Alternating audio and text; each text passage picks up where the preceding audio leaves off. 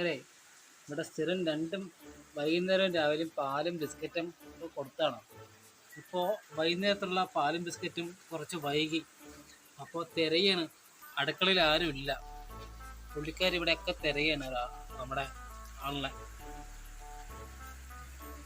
അതെല്ലാം പരതി കൊണ്ടിരിക്കുക. ആളെവിടെ, പാലെവിടെ, ബിസ്ക്കറ്റ് എവിടെ വന്നിട്ട്.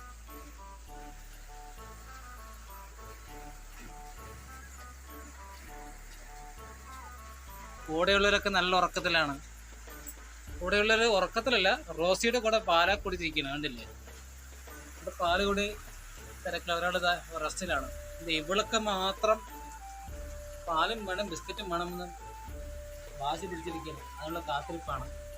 എന്തായാലും പോയി പാല് വാങ്ങിട്ട് വരട്ടെ, അത് കൊടുക്കാം. എല്ലാവരും ഇതേ പാലിന് വേണ്ടി വെയിറ്റിങ്ങിലാണ്.